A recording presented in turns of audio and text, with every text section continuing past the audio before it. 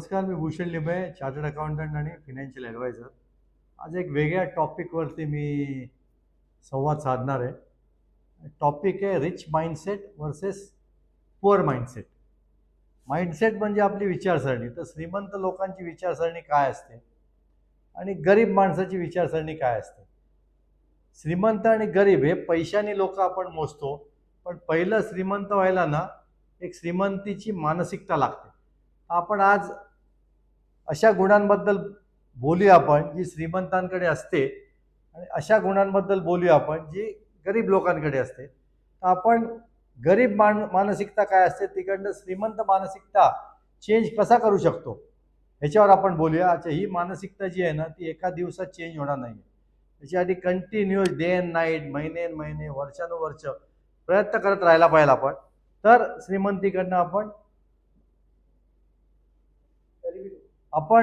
ही जर का महिने महिने, दिवसेंदिवस आणि वर्षानुवर्ष ही मानसिकता जर का आपण जोपासली तर आपण गरिबीकडनं श्रीमंतीकडे जाऊ शकतो. तर पहिली जी मानसिकता आहे ना ती ग्रोथवरती आहे. म्हणजे श्रीमंत जो माणूस असतो किंवा ज्याला व्हायचं असतं ना तो नेहमी ग्रोथ किंवा वाढ, माझ्या संपत्तीमध्ये, माझ्या पैशांमध्ये वाढ कशी होईल ह्याच्याबद्दलच विचार करत असतो. त्याची गरीब मानसिकता असते, त्याच्याकडे पैसे आले तो इमिजिएटली खर्चाचा विचार करतो. तो श्रीमंत मानसिकता वाढीकडे असते, गरीब मानसिकता खर्चाकडे असते. दुसरा जी सगळ्यात इम्पॉर्टंट आहे माझ्या हिशोबाने, आता ज्या 30 वर्षाच्या अनुभवातून मी शिकलेलो आहे की दीर्घकालीन विचार करतात श्रीमंत होणारी माणसं ना. लॉंग टर्म इन्व्हेस्टमेंटवर बिलीव्ह करतात. जे गरीब असतात किंवा गरीब मानसिकता असते ते शॉर्ट टर्ममध्ये, आज मी इन्व्हेस्ट केले, 6 महिन्यांनी काय मिळतील, वर्षांनी काय मिळतील. पण लॉंग टर्ममध्ये काय होतं ना, दीर्घकालीनमध्ये इन्व्हेस्टमेंटमध्ये तुम्हाला बेनिफिट ऑफ कंपाऊंडिंग मिळतो. व्याजावर व्याज, जे चक्री व्याज आपण म्हणतो ना ते मिळतं. तिसरं जे सगळ्यात इम्पॉर्टंट आहे की कंटिन्युअस लर्निंग. श्रीमंत मानसिकता जी अशी असते, तो माणूस जो असतो नोकरदार असो किंवा बिझनेसवाला असतो, आपला जो व्यवसाय आहे किंवा जिथे आपण नोकरी करतो त्या ठिकाणी कशाची गरज आहे ते कंटिन्युअस तो शिकत असतो. कंटिन्युअस लर्निंग फार इम्पॉर्टंट आहे. गरीब माणसाची ती मानसिकता नसते. जी आहे त्याच्यात तो आनंदी असतो. 10 ते 6 नोकरी केली, आल्यावर स्वतःच्या काय म्हणतो विकास कसा होईल, माझ्या बुद्धिमत्तेत वाढ कशी होईल, माझ्या कौशल्यामध्ये वाढ कशी होईल याच्याबद्दल तो कधी विचार करत नाही.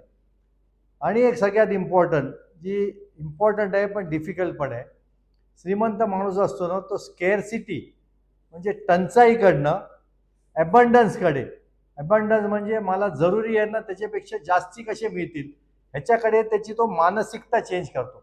ही मानसिकता गरीब माणसाची असते की कायम तो निगेटिव्ह ह्याच्यात असतो.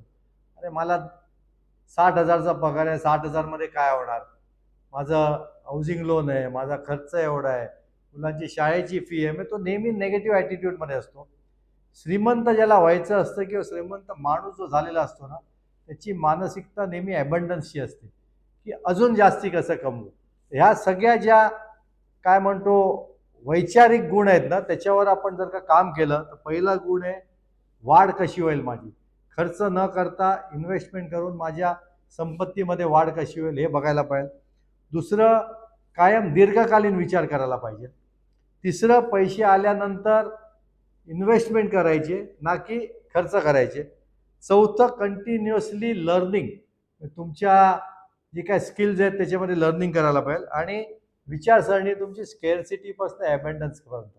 स्केअरसिटी म्हणजे टंचाईकडनं माझ्याकडे जास्ती कसे असतील आणि मी श्रीमंत कसा होईल ते इमॅजिन करणं ह्याच्याकडे नेलं.